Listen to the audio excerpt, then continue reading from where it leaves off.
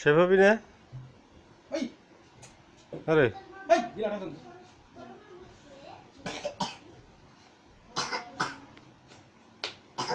না, শেভ করে দিয়েছে, মাথা শেভ করে দিই।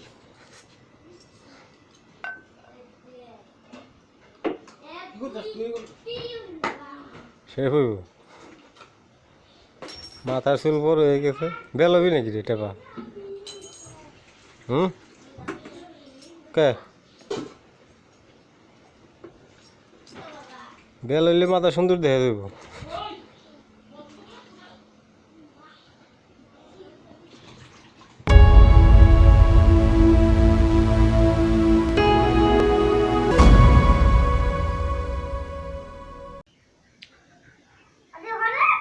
লেংটু,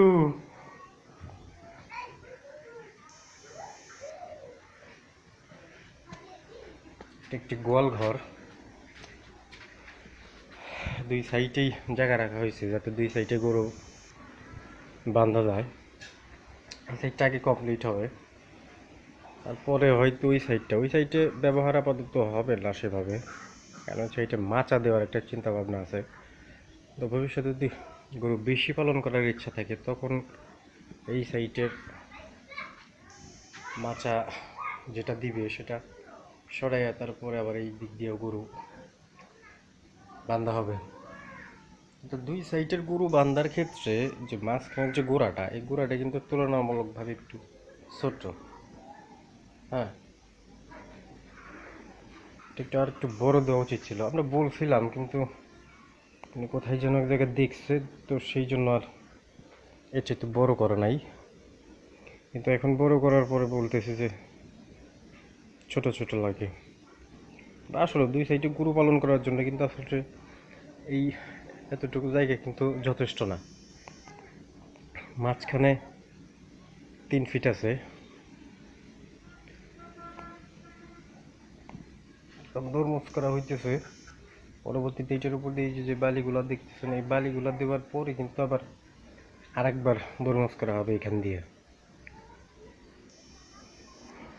এই এটা হচ্ছে গরু পালার ঘর, মানে এখানেই গরু খাওয়া দাওয়া করবে, এখানে থাকবে, আর গরু আর বের করার কোনো প্রয়োজন নাই এখান থেকে। কিন্তু সাথেই কিন্তু যে ওই সাইডটা কিন্তু থাকার ঘর, মানে একই সাথে লাগোয়া, অ্যাটাচড। ওই সাইডে থাকা হবে আর এই সাইডে গরু ঘর, মানে দুইটা একসাথে। মাঝখানে যে ওয়াল দেওয়া হয়েছে, হাফ ওয়াল, সাইডেই দরজা আছে। তো প্রয়োজনের ক্ষেত্রে এই দরজাটা ব্যবহার হবে হঠাৎ। তাছাড়া মেন দরজা হচ্ছে গরুর জন্য এইটা, আর ওই সাইডেরটা হচ্ছে ওই ঘরের দরজা, মেন দরজা দুইটা। মাঝখানেরটা হলো প্রয়োজন সাপেক্ষে, লাগতেও পারে নাও লাগতে পারে হঠাৎ। এখানকার সবচেয়ে আকর্ষণীয় একটা ব্যাপার হচ্ছে এই দক্ষিণ সাইডে কিন্তু আর কোনো বাড়ি নাই এই বাড়ি ছাড়া। এই মুহূর্তে একেবারে ফাঁকা স্থান, বাতাস সম্পূর্ণভাবে সরাসরি ঘরে লাগবে।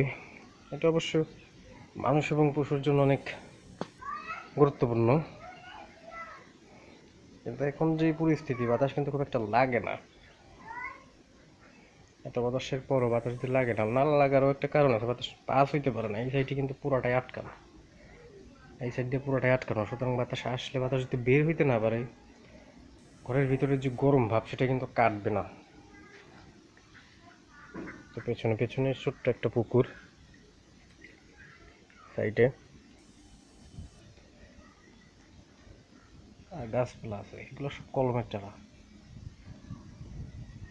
আমের চারা। সব মিলে যে প্রাকৃতিক পরিবেশটা, এখানকার প্রাকৃতিক পরিবেশটা কিন্তু অনেক সুন্দর।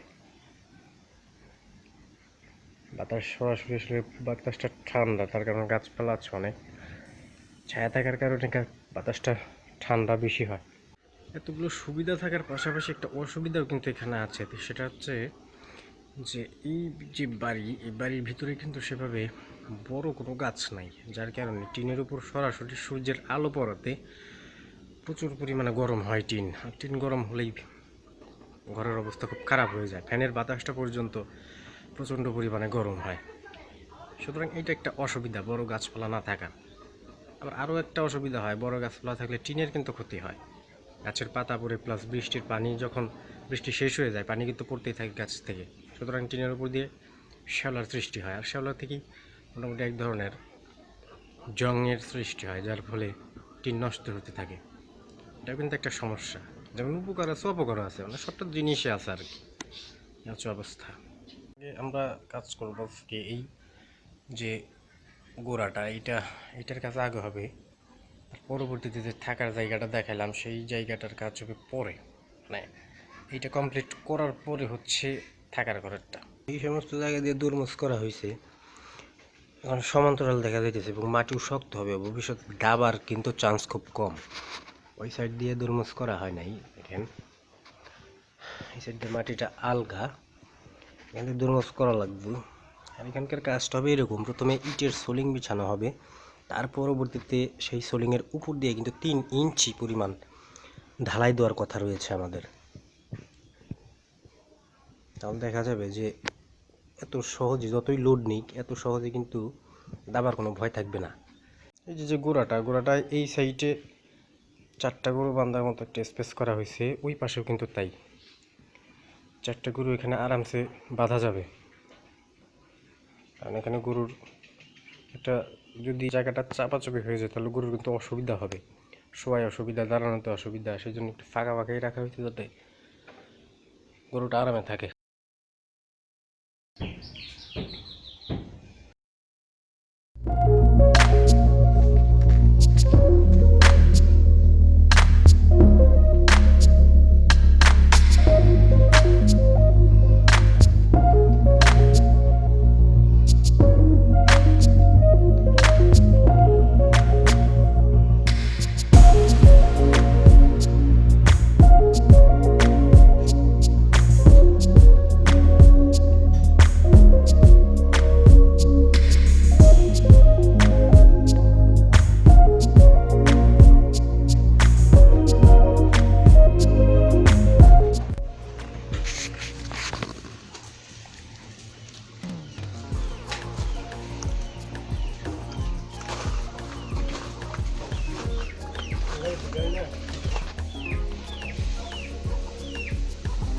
বসছে না, ট্রেন রাখছিলাম, এটাও নিয়ে গেছে না,